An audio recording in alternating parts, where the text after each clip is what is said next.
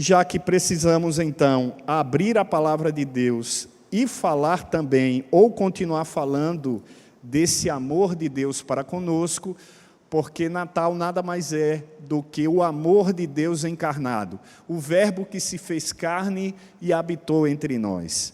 Nós estamos nessa celebração. É certo que provavelmente não foi em dezembro que Jesus nasceu, mas o que isso importa? O importante é que estejamos sempre dispostos a celebrar o Natal de Jesus. Não interessa se foi no dia 25, não interessa se foi em dezembro, não interessa se foi em março ou em qualquer outro dia. Que seja sempre Natal em nossas vidas, que seja sempre Natal em nossos corações, porque isso é o que importa, é celebrar o menino Jesus. E eu quero convidar você a abrir a sua Bíblia lá no profeta Isaías, lá no livro de Isaías. O Kilvin, ele já falou aqui um pedaço do texto que eu vou usar, e ele citou isso no Evangelho de Mateus, porque o Evangelho de Mateus confirma aquilo que Isaías profetizou no capítulo 9. Por isso, se você está com a sua Bíblia na mão, abra a sua Bíblia no capítulo 9 do livro do profeta Isaías. E vamos ler os 6 primeiros versos. Capítulo 9, na realidade, os 7 primeiros versos, de 1 a 7, que fala sobre o nascimento e o reino do príncipe da paz, da luz do mundo. Diz assim a palavra de Deus: mas para a terra que estava aflita, não continuará a obscuridade, ou seja, as trevas, a escuridão. Deus, nos primeiros tempos, tornou desprezível a terra de Zebulon e a terra de Naftali, mas nos últimos tornará glorioso o caminho do mar, além do Jordão, Galileia dos gentios. O povo que andava em trevas viu grande luz, e aos que viviam na região da sombra da morte, resplandeceu-lhes a luz. Tens multiplicado esse povo, a alegria lhe aumentastes. Alegram-se eles diante de ti, como se alegraram na ceifa e como exultaram quando repartiram os despojos. Porque tu quebrastes o jugo que pesava sobre eles, a vara que lhes feria os ombros, e o cetro do seu opressor, como no dia dos midianitas. Porque toda bota com que anda o guerreiro no tumulto da batalha, e toda veste revolvida em sangue serão queimadas, servirão de pasto ao fogo, porque um menino nos nasceu, um filho se nos deu, o governo está sobre os seus ombros, e o seu nome será Maravilhoso Conselheiro, Deus Forte, Pai da Eternidade, Príncipe da Paz, para que se aumente o seu governo, e venha a paz sem fim sobre o trono de Davi e sobre o seu reino, para o estabelecer e o firmar, mediante o juízo e a justiça, desde agora e para sempre. O zelo do Senhor dos Exércitos fará isso. Vamos orar. Senhor nosso Deus e amado Pai, louvamos o Teu nome pelo privilégio que temos de nessa noite de domingo, dia 26 de dezembro, no calendário que celebramos, um dia depois do Natal. Mas Natal deve ser todos os dias, porque todos os dias nós devemos celebrar a luz do mundo, todos os dias devemos celebrar o amor de Deus, todos os dias devemos celebrar a salvação que há em Cristo. Todos os dias são dias de Natal, são dias em que celebramos o nascimento do nosso Salvador. E hoje é um deles. Nós já celebramos com músicas, com textos, com orações. Agora, ó Deus, fala ao nosso coração, nesse tempo, através do texto que nós acabamos de ler, que ele seja exposto com fidelidade, que ele seja exposto com clareza, e que a tua palavra impacte o nosso coração, a ponto de sairmos daqui, ó Deus, diferentes da maneira com que entramos, entendendo, ó Deus, o que de fato significa celebrar o Natal de Jesus. E o que é que essa profecia de Isaías nos revela? Oramos assim, em nome e por amor de Cristo. Amém.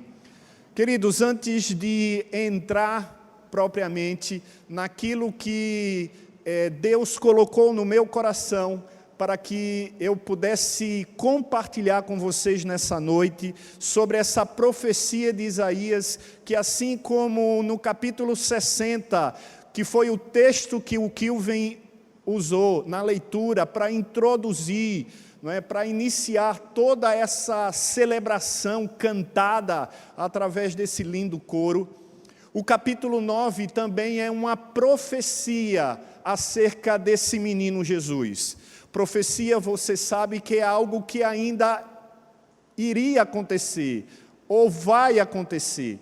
Quando um homem de Deus chamado profeta recebia de Deus a palavra, recebia de Deus a revelação, ele anunciava essa revelação, ele anunciava essa palavra, crendo piamente, fielmente, de que essa palavra se cumpriria. Então, o capítulo 9 também é um capítulo que fala sobre uma promessa, e a promessa desse menino Jesus, desse maravilhoso conselheiro, Deus forte, Pai da eternidade, Príncipe da paz. Mas vamos entender o contexto para que você possa penetrar de maneira muito sólida, muito consciente naquilo que Deus quer revelar ao teu coração nessa noite. O profeta Isaías, ele viveu cerca de 700 anos antes de Cristo. Então é provável que de fato, toda essa profecia tenha acontecido, mas muito antes de Jesus nascer. Então ele viveu cerca de 700 anos antes de Cristo, e o seu ministério foi exercido durante 40 anos. Durante 40 anos ali, entrou rei, saiu rei, entrou rei, saiu rei, e Isaías era o homem escolhido por Deus para falar em nome de Deus. E durante os seus 40 anos de ministério profético, passaram ali reis como Uzias, Jotão, Acais e Ezequias. Podemos destacar esses 4, não é? Uzias, Jotão, Acais e Ezequias. E Isaías era um homem extremamente culto, um homem conhecedor da língua pátria.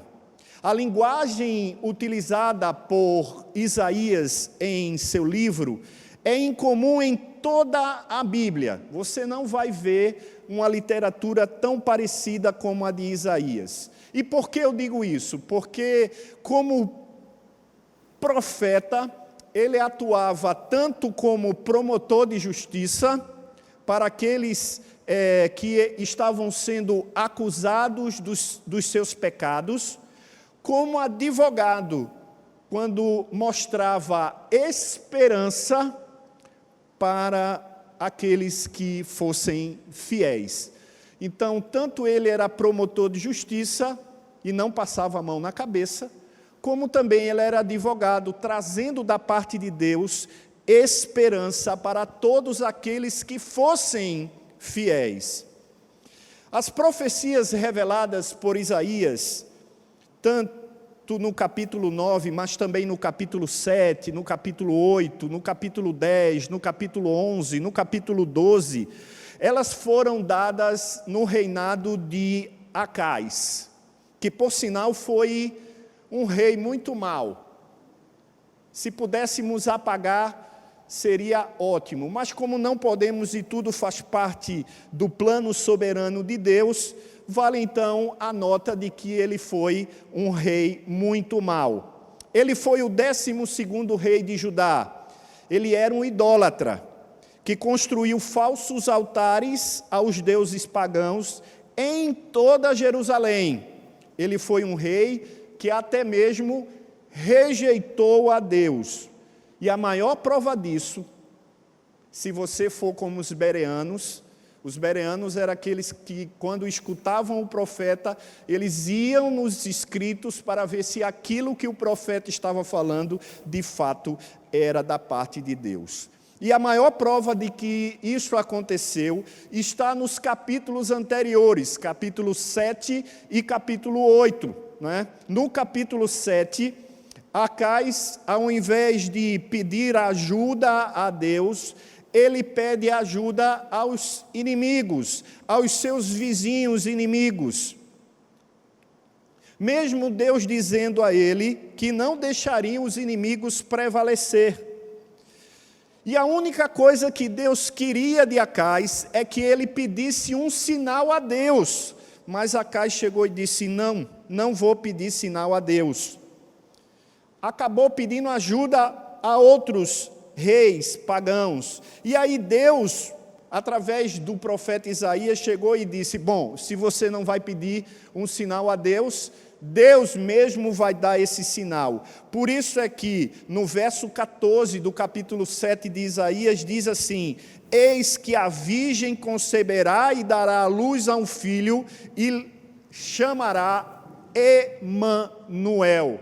Esse foi o sinal de Deus, porque Acais não quis pedir. Ele preferiu, a ajuda de alguém que não acreditava em Deus, de um rei pagão para protegê-lo. E o resultado qual foi? O resultado foi que o mal prevaleceu sobre toda a terra. As trevas prevaleceram sobre toda a terra. Acais foi tão mal, queridos, tão mal, que ao invés de ensinar o povo a confiar em Deus, ao invés de ensinar o povo a crer na palavra, ele levava o povo de Deus a consultar demônios. Capítulo 8, verso 19 de Isaías. Depois vai lá e lê. Portanto, as coisas estavam ruins. As coisas estavam muito ruins. Havia até uma certa luz, devido a alguns poucos fiéis que ainda restavam ali naquele lugar. Contudo, grande e densa eram as trevas naquele lugar. Então Deus permitiu que uma série de coisas terríveis acontecessem para quebrar, destruir o orgulho do seu próprio povo, capítulo 8 de Isaías, verso 10. Porém, entretanto, todavia, a mensagem do profeta ainda trazia esperança. E aí, a partir do capítulo 9, essa esperança é colocada à luz. Tanto para o povo como para o rei, o profeta dizia: porque um menino nos nasceu, um filho se nos deu, e o principado está sobre os seus ombros, e o seu nome será maravilhoso, conselheiro, Deus forte, Pai da eternidade, príncipe da paz. Isaías 9:6. Por isso, quando nós, queridos, celebramos o Natal, nós estamos celebrando a mensagem de esperança concretizada e cumprida em Jesus, porque essa profecia de Isaías foi cumprida e concretizada em Jesus Cristo. Por isso, Natal sem Jesus não é Natal. Por isso, Natal sem Jesus não pode, nunca será, nunca foi o Natal verdadeiro, aquele que precisamos celebrar. Então, o meu desafio nessa noite é trazer a vocês que estão em casa, a vocês que estão aqui, o que é que essa profecia de Natal nos revela. Porque o que essa profecia nos revelar é o que de fato o Natal é. Porque o que essa profecia nos revelar é o que de fato o Natal é. Pois bem, então vamos lá. Se você fechou a Bíblia, abra ela de novo, porque a gente vai andar nela. O tempo que nós temos aqui, ainda temos um tempinho aqui. E eu quero pelo menos trazer a vocês 3 grandes revelações dentro dessa profecia que Isaías fez acerca do Natal de Jesus. Primeira delas, que Jesus é luz no meio de densas trevas. Quando olhamos para o Natal, quando olhamos para Jesus, olhamos para a luz. Não é isso que nós estamos cantando? Foi isso que eu escutei desde que cheguei aqui.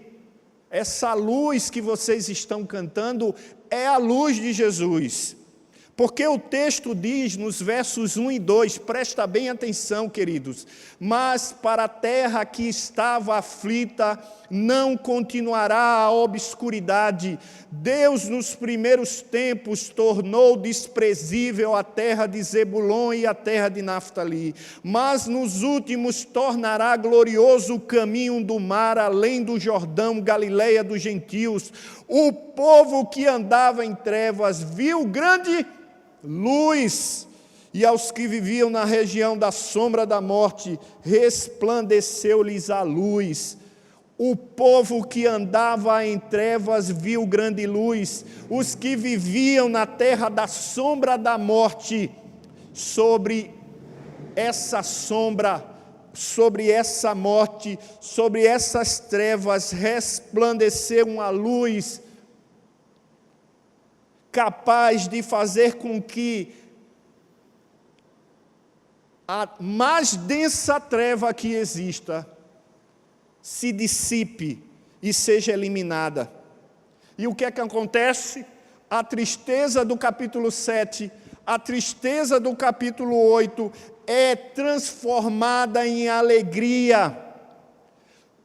Aquilo que com seriedade o profeta anunciou, porque precisava anunciar, no capítulo 7 e no capítulo 8, agora se transforma em alegria, porque no capítulo 8, no verso 22, o profeta diz: então eles vão olhar para a terra e ver os problemas e as trevas, tristeza e aflição, e eles serão empurrados para as trevas. Isso se deu por causa da invasão dos assírios. A invasão dos assírios foi tão terrível, que aquelas regiões do norte, especialmente ali a terra de Zebulon, a terra de Naftali, foram as mais afetadas. Não ficou pedra sobre pedra. Tudo foi destruído.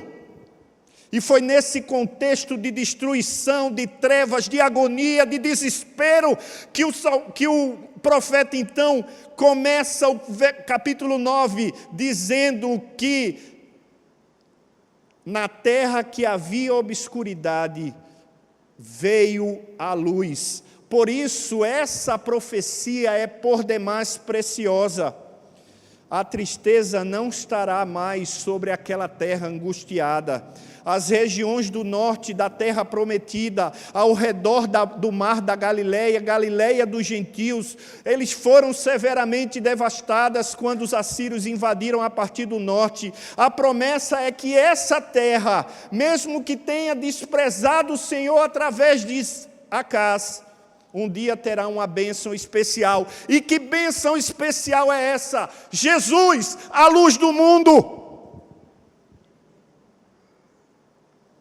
A bênção foi que o povo que só via trevas, viu grande luz. Sobre eles uma luz brilhou. As tribos do norte foram as primeiras a sofrer com a invasão da Síria e foram as primeiras a terem a luz de Jesus. Por isso é que o texto que o Kilvin falou, Mateus capítulo 4, versos 13 a 16, fala do cumprimento dessa promessa.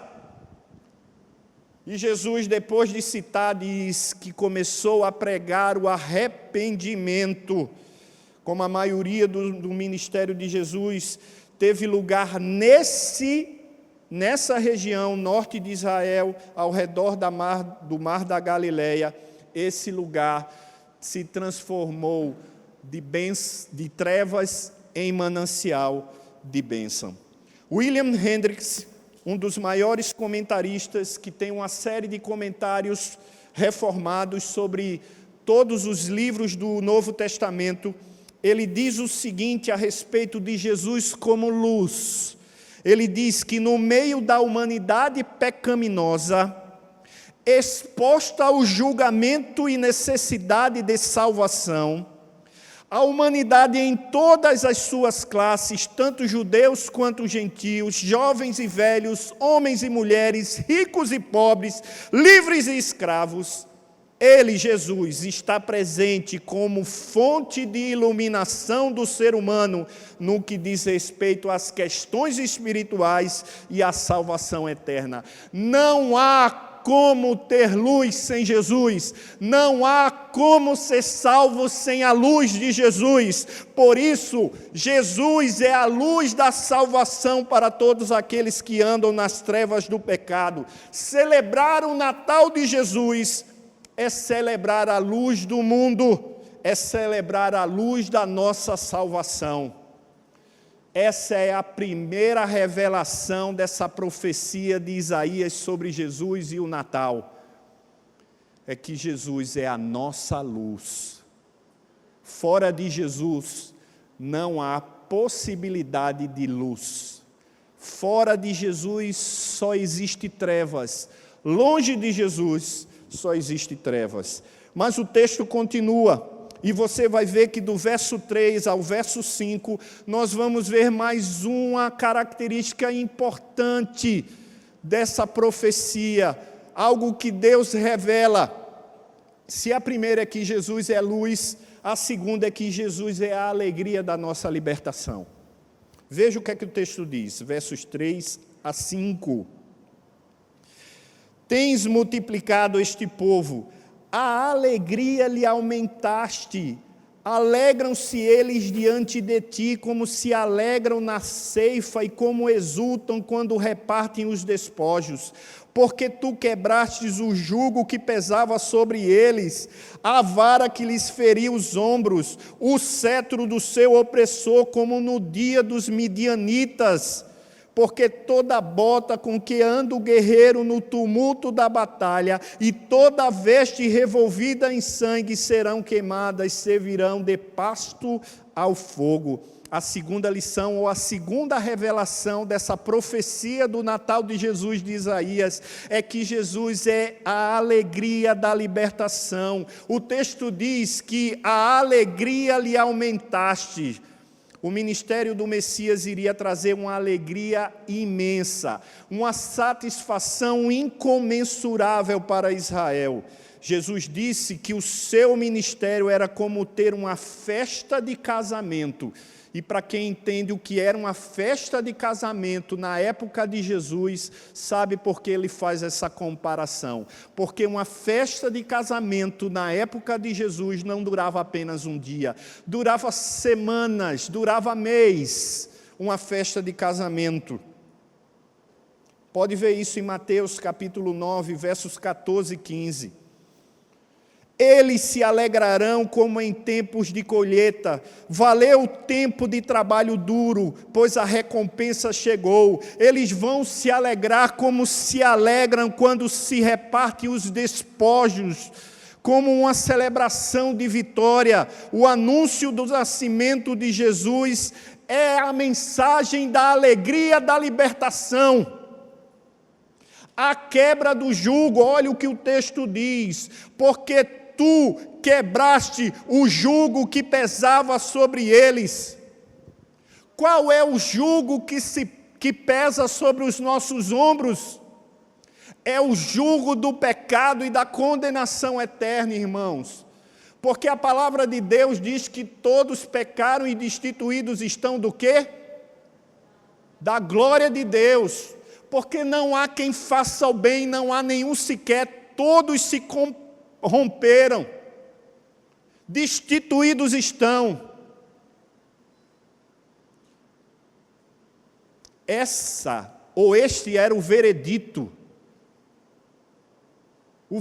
para todo e qualquer homem que nasce porque nasce pecador. É a condenação eterna.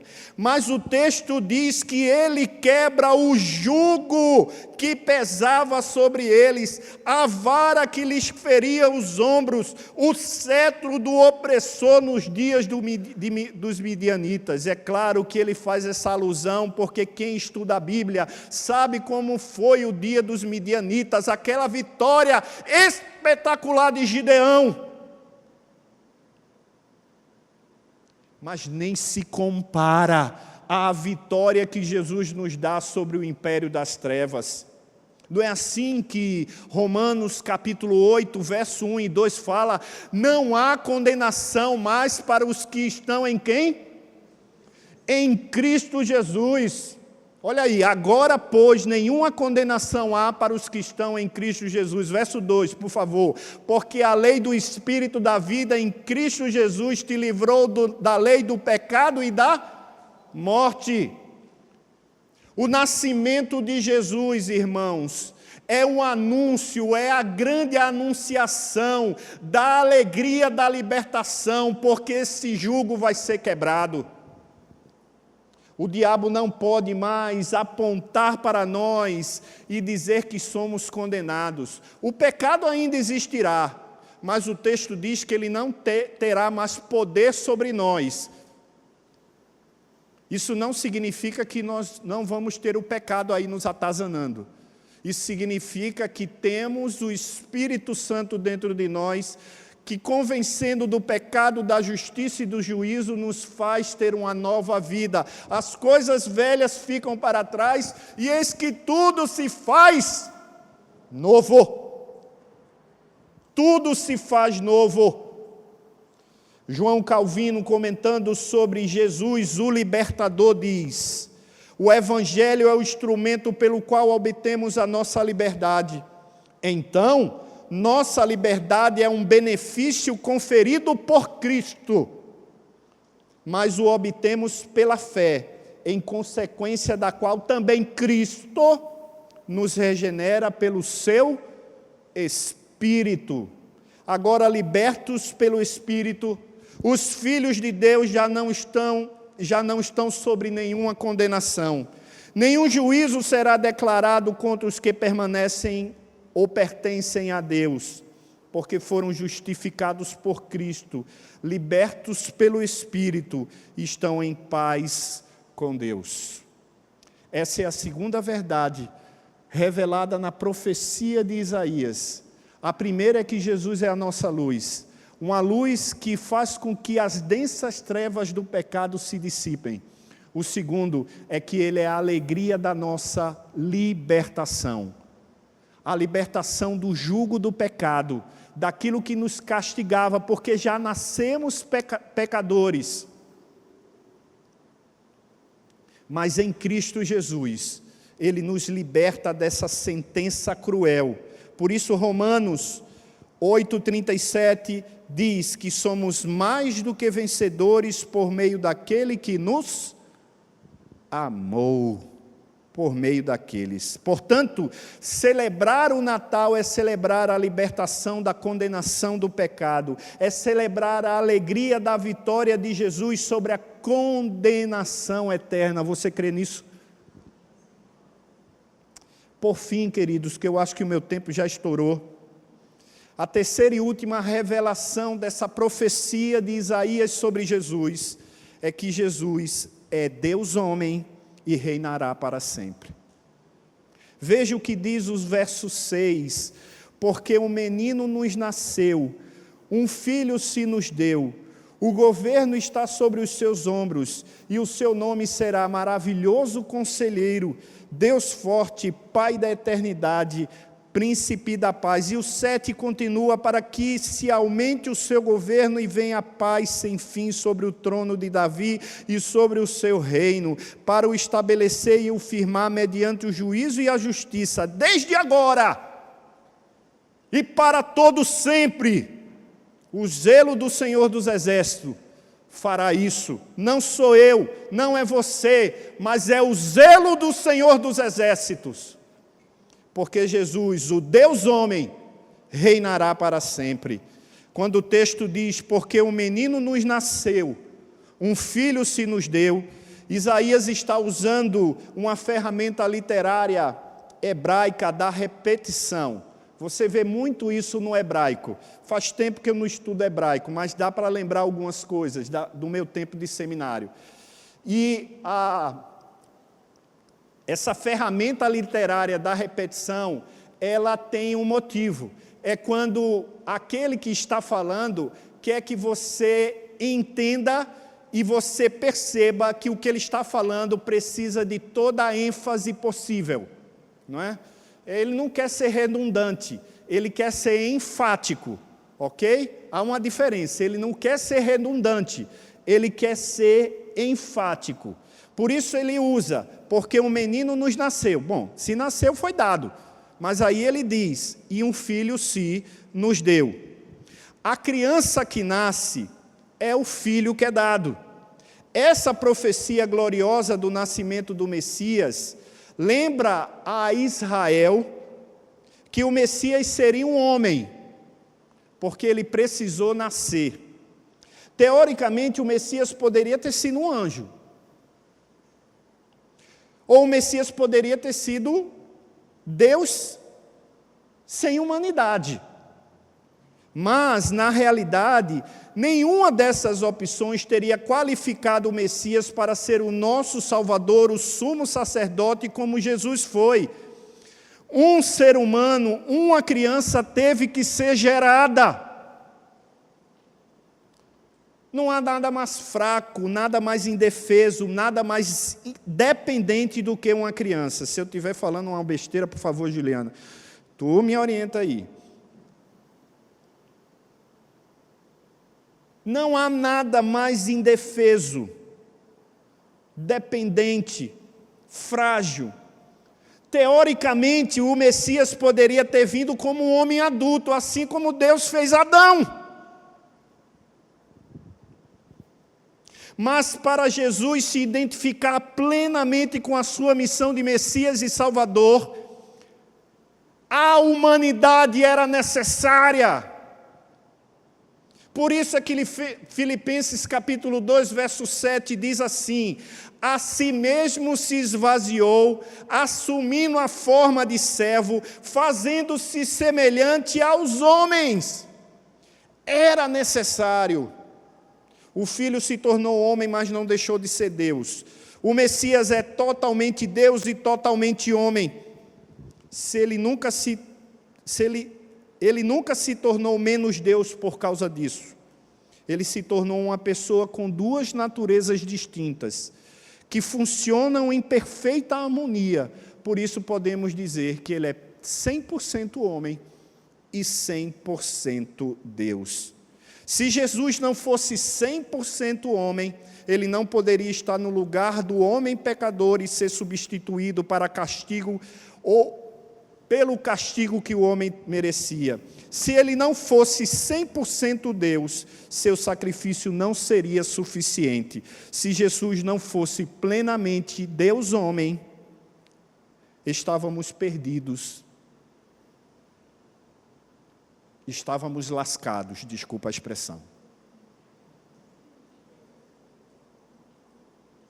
Mas louvado seja Deus, porque Ele é Deus e homem ao mesmo tempo, sem nenhuma imperfeição, mas em perfeita harmonia. Por isso é que o texto diz que o governo estará sobre os seus ombros. Esse governo é delegado ao Filho por quem? Pelo Pai. Não é deste mundo, mas é espiritual. É administrado com justiça, é pacífico e continuará para sempre. E aí, o texto termina dizendo, e o seu nome será. E a ideia aqui, quando o profeta diz, e o seu nome será, não é que literalmente ele vai ser aquele nome, e ao invés de chamar ele de Jesus, vai chamar ele, ô conselheiro maravilhoso, chega aqui, ô Deus forte, até poderia ser. Quando o profeta fala desses nomes, dessas qualificações, ele está mostrando o quanto esse Jesus é poderoso. A ideia aqui não é de nome literal, mas é de caráter. A ideia aqui é daquilo que descreve aquela pessoa. Por isso, o Messias é maravilhoso conselheiro. Só Jesus pode te ajudar nos problemas que você tem. Ele é o nosso advogado. O conselho de Jesus é o conselho necessário. O conselho de Jesus é o conselho fiel. O conselho de Jesus é o conselho cordial. O conselho de Jesus é o conselho doce. O conselho de Jesus é o conselho suficiente. Por isso é que a palavra diz: medita nesta palavra de dia e de noite, porque o conselho de Jesus Cristo é a própria palavra de Deus. Jesus pode abrir, Deus pode abrir o céu e, como uma voz de trovão, falar para você, pode. Eu não duvido disso. Mas o que Ele quis revelar já está aqui. Mas se Ele quiser abrir e falar como um trovão, eu não tenho dúvida que Ele falará. Mas, enquanto isso, não perca tempo, não. Venha aqui e veja qual é o conselho de Deus para você. Mas o texto diz que o Messias é Deus forte. A palavra forte refere-se ao poder heróico que, juntamente com o bom conselho, constituem as qualidades principais de um rei. Um bom rei é um rei conselheiro. Um bom rei é um rei forte, que protege o povo dos seus inimigos, que o liberta do seu grande inimigo, que foi o que Cristo já fez por nós na cruz. E Ele é Pai da eternidade, a despeito de Jesus ser Filho. Quando refletimos sobre a Trindade, Pai, Filho e Espírito Santo, o profeta Isaías dá agora um novo nome àquele que viria e estabeleceria o seu governo sobre toda a criação. Este nome é Pai da eternidade, que nos remete a outra dimensão de tempo, a eternidade, que, segundo a definição da nossa língua, é duração sem princípio nem fim, ou ainda existência absoluta, sem fim. É isso que nos espera, a eternidade do lado do Pai da eternidade, Jesus Cristo. E, por fim, príncipe da paz. A paz em hebraico é shalom, vocês já sabem disso. Não significa meramente ausência de guerra, mas também, ou ausência de tranquilidade. Significa que, apesar da guerra, apesar da tribulação, como diz o Salmo 46, Tu és o meu refúgio e fortaleza, socorro bem presente nas tribulações, ainda que a terra se transtorne, ainda que as águas tumultuem na sua fúria, os montes se estremeçam. Tu estás comigo, Tu és o meu refúgio e fortaleza, Tu és a minha paz. A minha paz vos dou, não vou lá dou como o mundo a dá, para que não se turbe o vosso coração. Portanto, queridos, celebrar o Natal de Jesus, segundo a profecia de Isaías, é celebrar um Jesus que é a luz do mundo, é celebrar um Jesus que é a alegria da libertação, e é celebrar um Jesus que é Deus homem e reinará para sempre. Amém? E eu espero muito, mas muito, que essas palavras que foram lidas, pregadas e anunciadas, possam penetrar no seu coração, e você possa sair daqui sabendo a quem você celebra e o que significa o Natal. Vamos orar? Senhor nosso Deus e amado Pai, louvamos o Teu nome pela profecia do Natal que Isaías anunciou. Ó Deus, depois do capítulo 7, do capítulo 8, quando Isaías fala, ó Deus, de todo o juízo que recairia sobre o povo de Deus por eles terem abandonado a Deus, no capítulo 9, ele nos apresenta a luz, ele nos apresenta a esperança, ele nos apresenta a salvação, que é Cristo Jesus. Portanto, que o Natal que celebremos seja o Natal da luz, que o Natal que celebremos seja o Natal da alegria da libertação, a libertação do pecado e da morte, que o Natal que celebremos seja o Natal do Deus homem, que reinará para sempre, que reinará para sempre. Louvado seja o teu nome. Obrigado, ó Deus, pelo Natal que o Senhor nos deu. Em nome e por amor de Cristo. Amém.